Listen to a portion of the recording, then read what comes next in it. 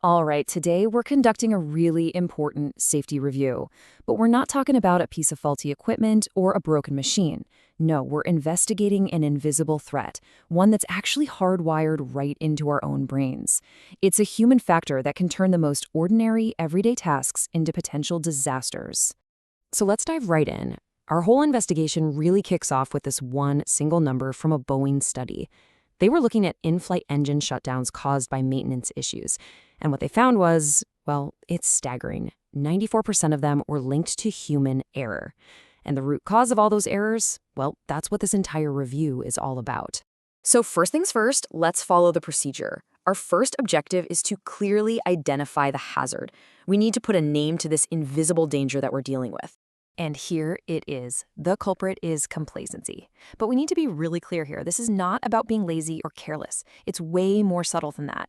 It's a psychological state, right? A false sense of security that creeps in when a task becomes so familiar, so routine, that our natural alarm bells just stop ringing. You know, this quote from fighter pilot Jeff Espenship just hits the nail on the head. He calls it the silent killer for a perfect reason. It doesn't make a sound. It doesn't announce its arrival. It just sneaks in, hiding in the moments we feel the most confident, during the very operations we've done 1,000 times before without a single problem. Okay, so now for our root cause analysis. We know what the hazard is. The next crucial question is, why does this happen? To figure that out, we have to look at the neuroscience of it all. Basically, how our brains are wired for efficiency and how that can put us on a dangerous autopilot.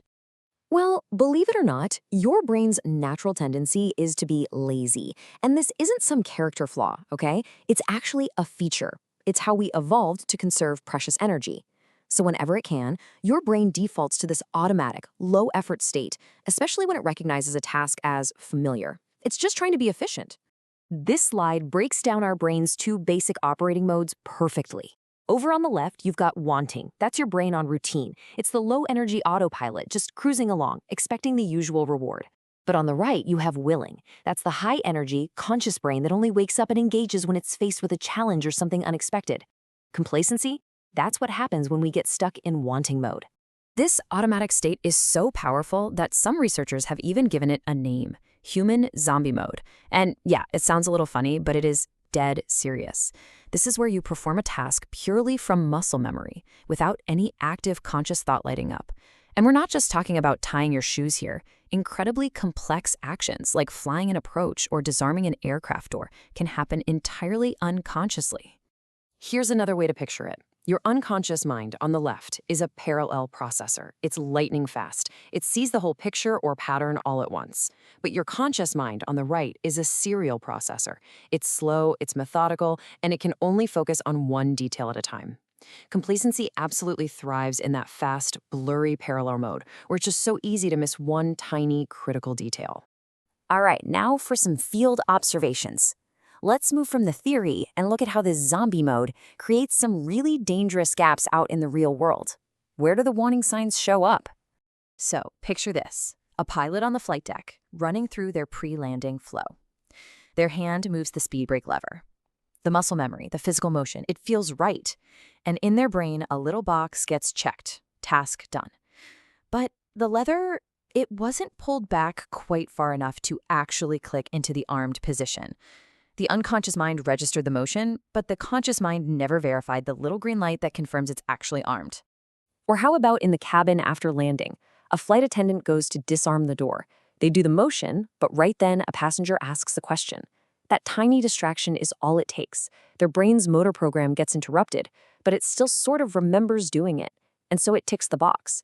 They never do that final conscious visual check to make sure the critical red strap is gone. And it's the same story on the ground. A maintenance engineer is closing up an engine panel. They're relying on the feel of securing the latches.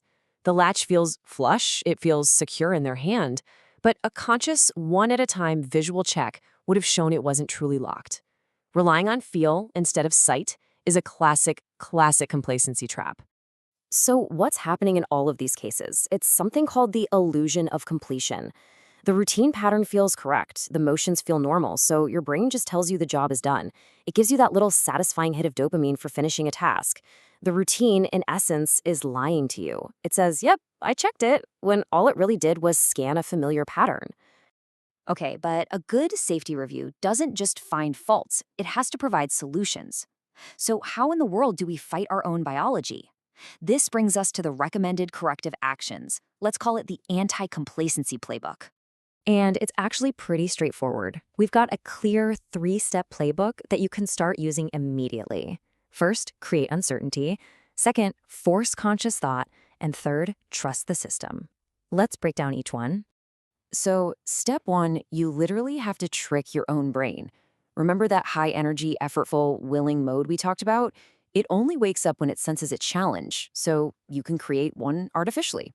By actively asking yourself, what if the runway changes? Or what if I missed a step on this check? You introduce just enough uncertainty to jolt your brain out of autopilot and back into that focused state. Step 2 is about using your voice as a tool. This might sound almost too simple, but saying an action out loud as you do it, like speed brake, armed, is incredibly powerful. Why? Because it forces your brain to switch from that fast, blurry parallel processing to that slow, methodical serial processing. You're shifting gears, making it almost impossible to miss a key detail. And finally, step 3, trust your standard operating procedures, your SOPs. Look, checklists and procedures are not there to insult your intelligence. They are designed for one very specific reason: to be the antidote to complacency. Think of them as an external guardrail that keeps our unconscious zombie mode on the right path. They bridge that dangerous gap between automatic action and conscious verification. And that brings us to our final briefing. After we've looked at the hazard, the root cause, the warning signs, and the corrective actions, this whole thing really boils down to one crucial point. Despite all the systems, all the training, all the procedures we put in place, the final defense against this silent killer isn't a checklist. It's not a policy. Just like Jeff Svenship says, it's not about your boss or the safety team. It's a personal choice made by each and every one of us, moment by moment, to stay vigilant. So we're going to end this review with a direct question for you to take away. We know our biology makes us vulnerable.